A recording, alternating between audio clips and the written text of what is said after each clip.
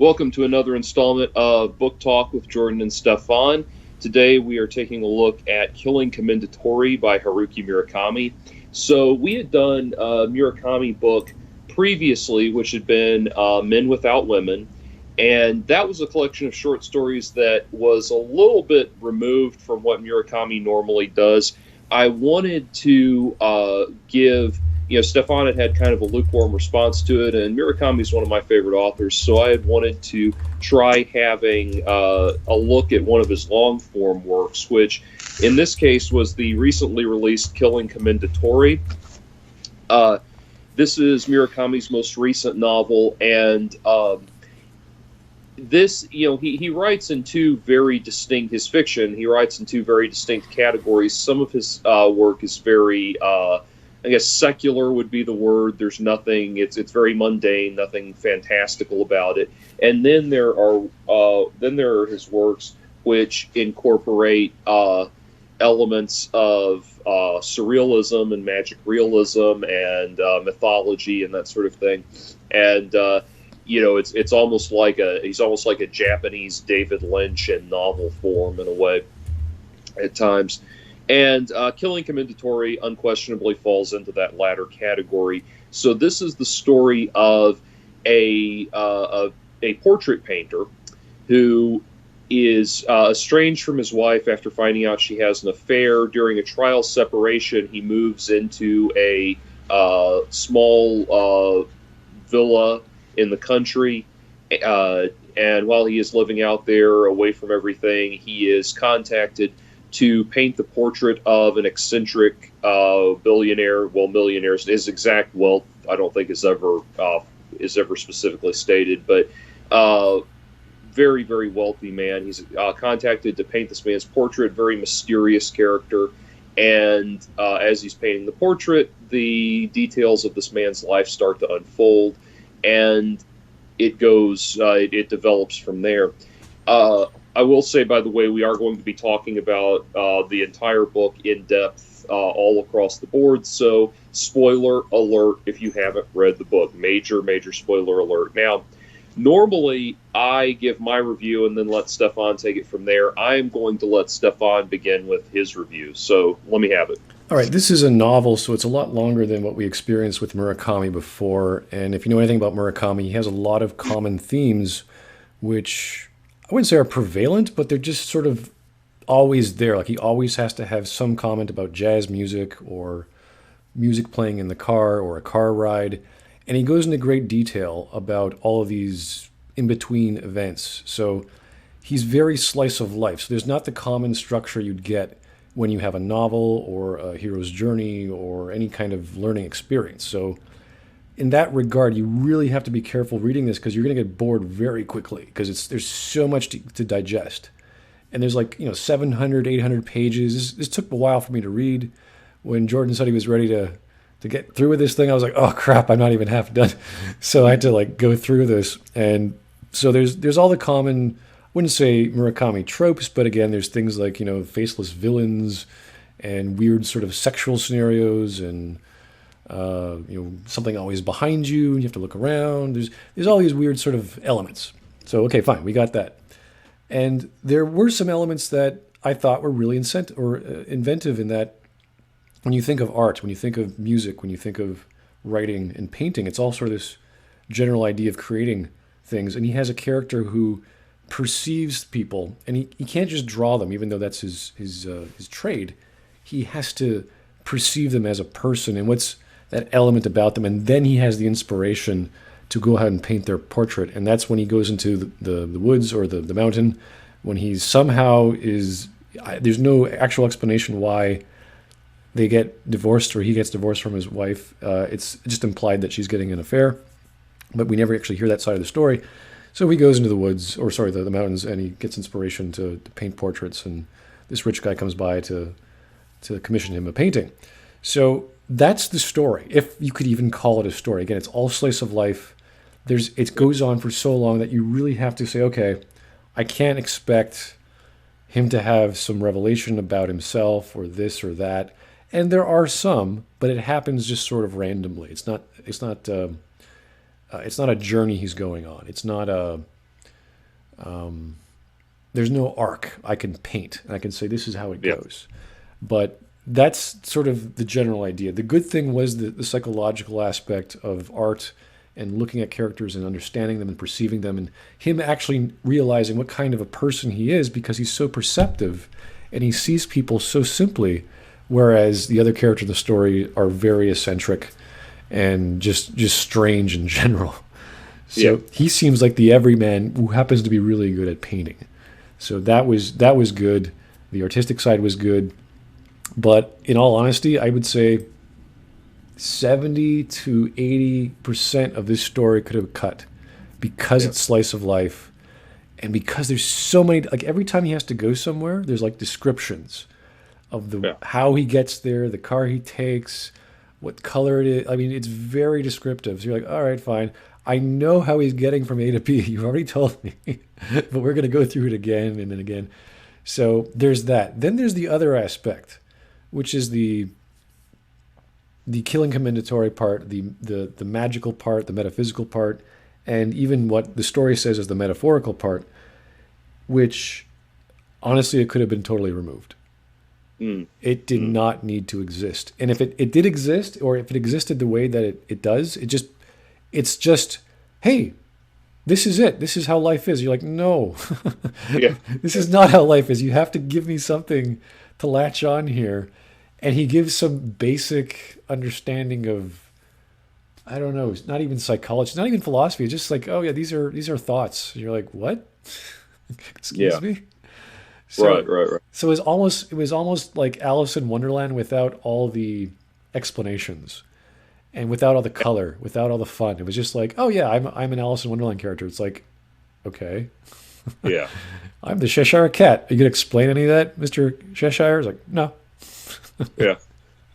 This is I see where you're coming from to a certain extent. There is something.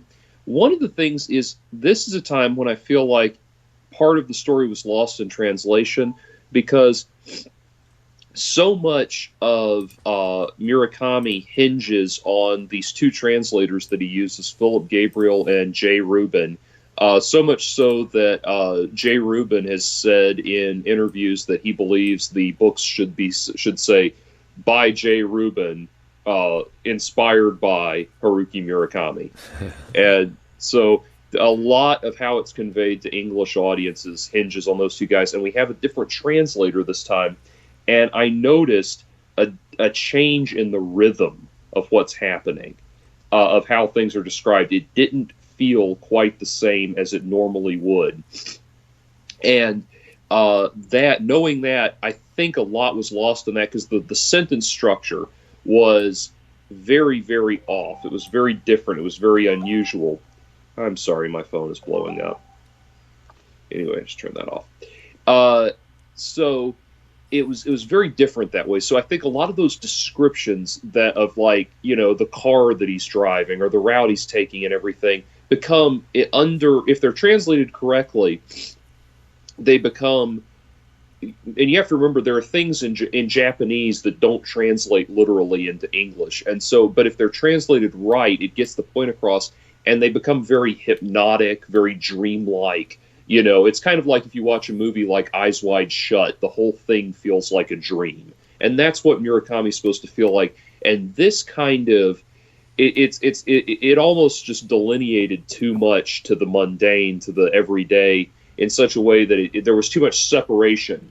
You're supposed to, with a Murakami, you're supposed to feel like the whole thing is a hypnotic dream state. And it's like if you read, for example, Hard-Boiled Wonderland and the End of the World, it makes sense there. If you read Kafka on the Shore, it makes sense there. It's like it doesn't require, you don't feel like it requires explanation, just like you don't feel like a dream requires explanation. This, which was not translated the same way, I think didn't quite capture that je ne sais quoi, that like if you can speak and read actual Japanese, you'll understand it completely, and then in American English you can understand it if it's translated correctly. So that was critical there. Now, to give you an idea, though, as what Stefan was saying about there being recurring themes, recurring tropes in Murakami, Uh, there's somebody a while back did Haruki Murakami bingo, and so it's just like a bingo of all of the recurring themes and ideas and everything in Murakami's writing. And so let's go through all of them and see quickly and see what they how it scores. So mysterious woman, check. Ear fetish, not necessarily. Dried up well, technically yes. Something vanishing, check. Feeling of being followed, check. Unexpected phone call, check. Cats, were Yep. there cats? Yeah, cats. There were cats. Okay. Old jazz record, check. Urban ennui, check. Supernatural powers, check. Running, check. Secret passageway, check. Free space. Train station. Was there a train station? There. I don't think so. Historical flashback, major check.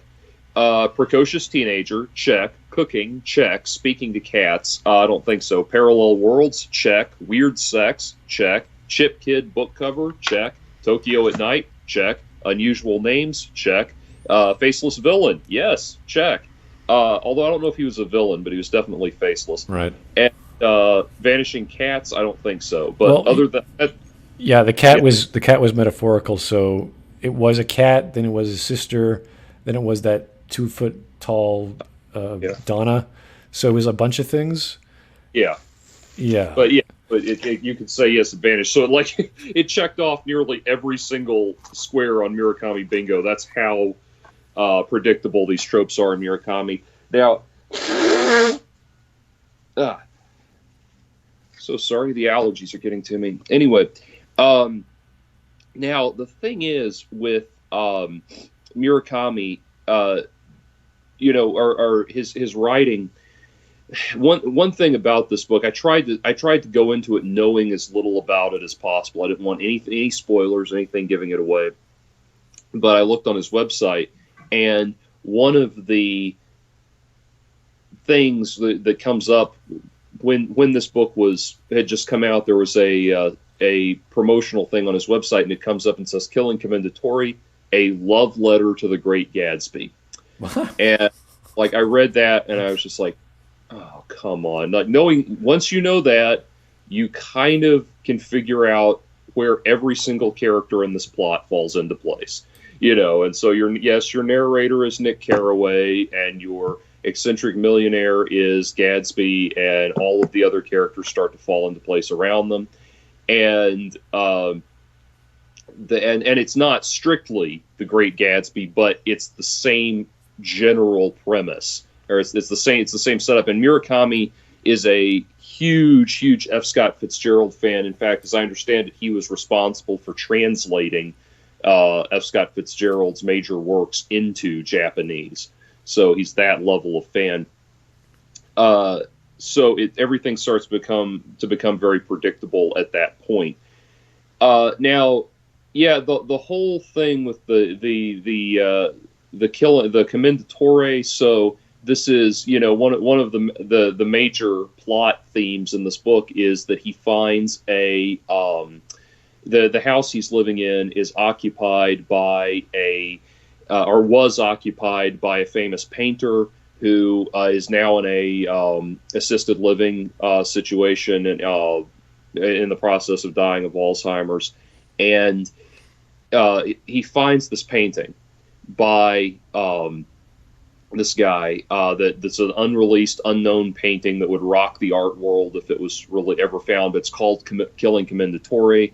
One of the characters from that comes alive, and it's almost difficult to summarize that whole plot theme because, like Stefan said, the whole story could have happened without it, yet it remains a very major part of the plot. So, I mean, talk about that.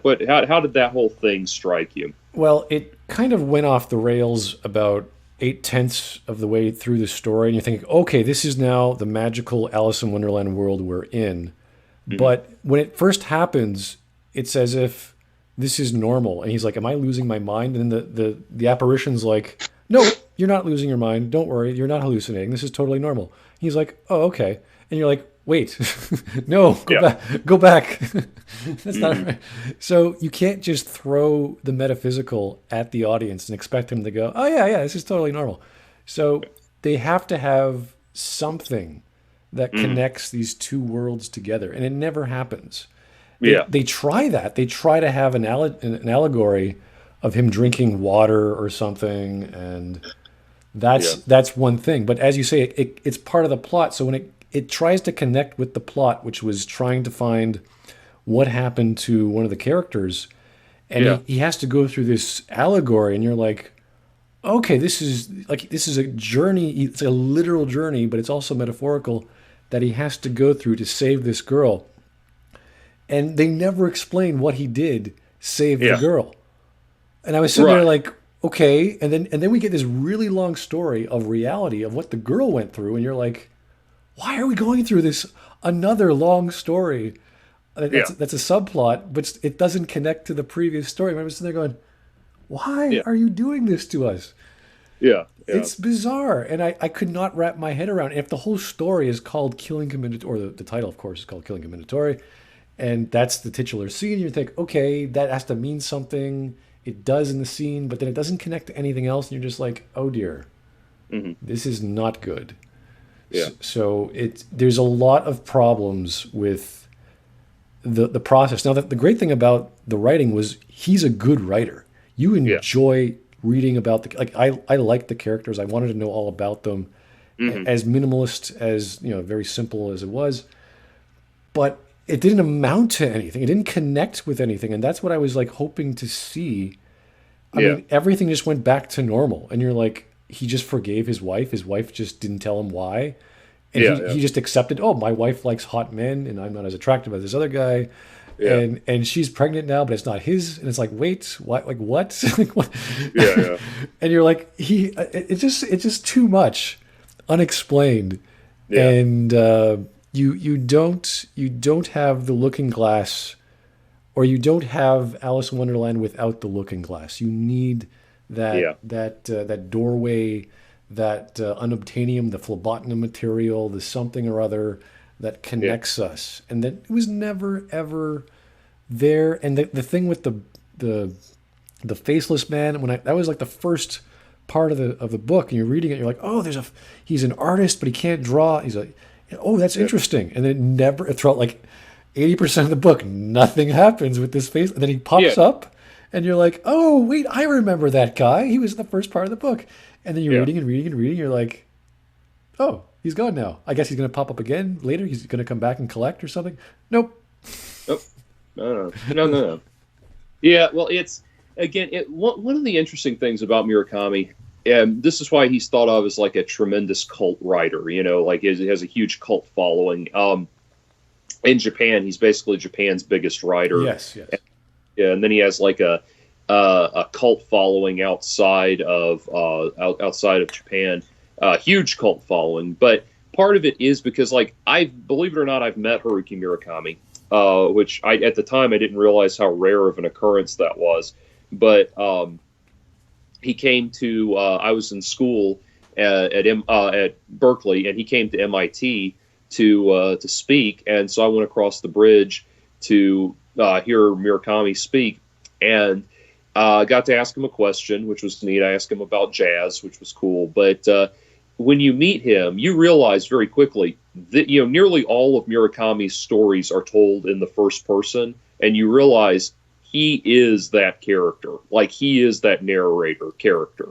So at any time you're thinking like, well, why would he say, accept this or do this, that kind of thing? It's like, why does it not, this character, the main character, not seem developed? It's Murakami. I mean, that's it. He is his own avatar in all of these stories. And if you read his novel-length works that are told from the first person, his stories seem, you start to realize this is the same character narrating all of these. And yeah, it's Murakami. And so that's part of it. And I think part of like being that he's this cult figure, his following, I think, probably reads his stuff differently, and I myself included, because we are already on that continuum. Like we're already the character, this narrator character, has been evolving in different forms since his beginning, his earliest works. So we're kind of already on board with that. I think is probably part of why there's these gaps in the development of that character, if that makes sense. I'd say one of the most memorable and just weirdest moments was the conversation that I think one of the first conversations that Marie has with the main character Yeah. was about breasts, and it's kind of a prevalent topic throughout Hmm. the conversations and thinking. But it's just like it's so funny and just weird and awkward. And you're just sitting there going, "What is a 13-year-old girl talking to a stranger, a 30-year-old man who's painting her about her boobs?" And you're like, "I don't know. This is just awkward." And she goes Yeah. on and on and on. And then she talks about her aunt's boobs and, "Do you want to date Yeah. my aunt?" It's just like, what is going on? Yeah. It's Well, yeah, funny. yeah, yeah, and that again, that teenager character feels exactly like this, like the precocious teenager character talking about the Murakami Bingo. That character feels exactly like the precocious teenager character in what the Wind Up Bird Chronicle. I mean, there's a very similar character there. Mei Kasahara is a very similar character in that book. And there's another very similar character in the book Dance, Dance, Dance. So it's like, again, these characters, in a weird way, it's like they've been evolving. It's like they've been evolving throughout, throughout his writing for decades. And it's kind of like if you look at the old Hollywood format where you would have a director that uses the same actors in all of his movies, and so it's just like the same people getting put in different parts and everything, but it still feels kind of like watching the same characters. It's really kind of like that. But you're in and of itself, you're right. I mean, he needs to flesh these characters out better within the book. So yeah, they seem very weirdly motivated. But it's kind of like, again, if you'd already read Mei Kasahara in the Wind Up Bird Chronicle, you would think, oh, okay, well, of course she talks like that. It's that kind of thing. So yeah, but you're right. I mean, it does in and of itself. It seems kind of weird that she's just and that she just randomly shows up at his house one night, and that he's like if a 13-year-old girl showed up at my doorstep in the middle of the night, the last thing in the world I would do is let her into my house. Yeah. The but so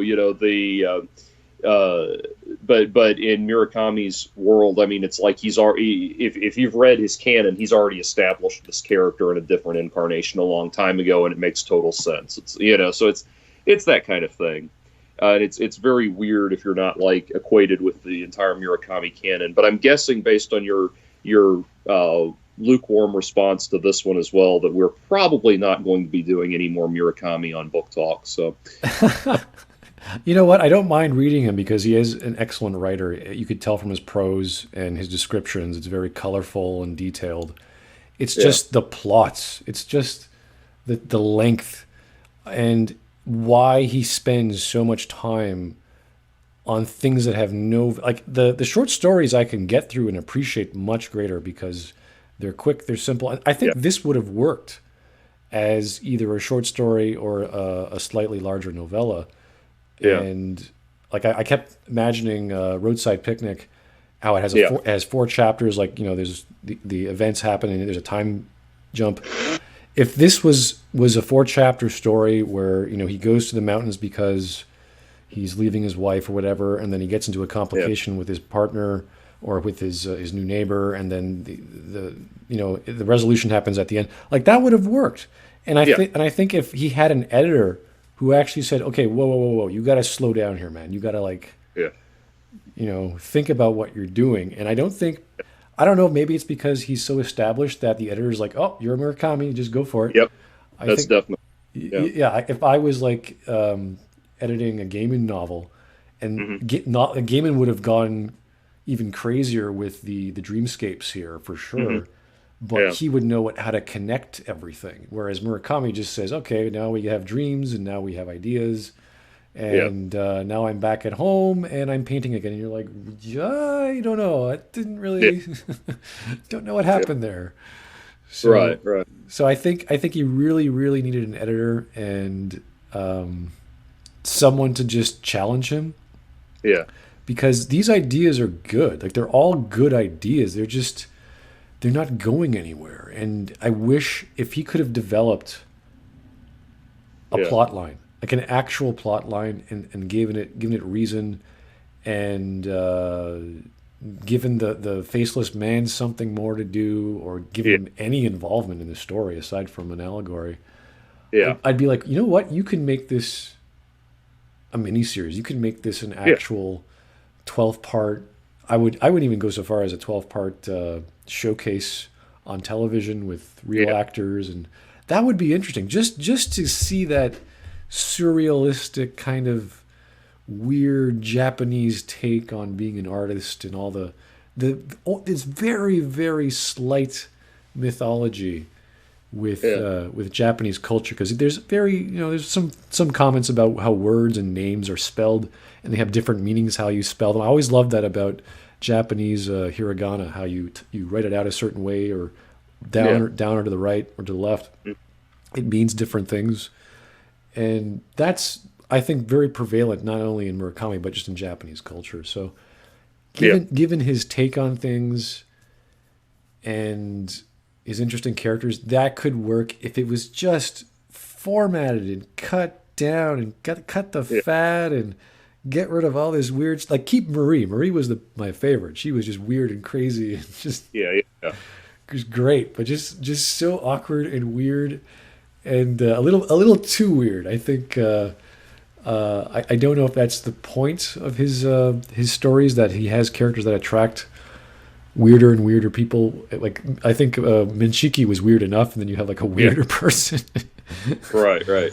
it's Yeah, Minshiki being the eccentric millionaire, and you're right. I mean, and I love the Minshiki character, and he was fascinating. If the whole thing had just been a character study of him, like Great Gatsby is a character study of Great Gatsby, I think it would have really worked. Or if we had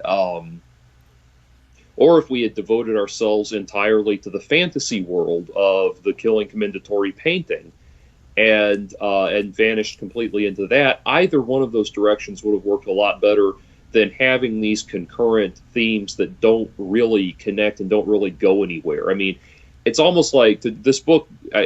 Ultimately, this book felt like great sex that has no orgasm. Basically, it's like it just doesn't.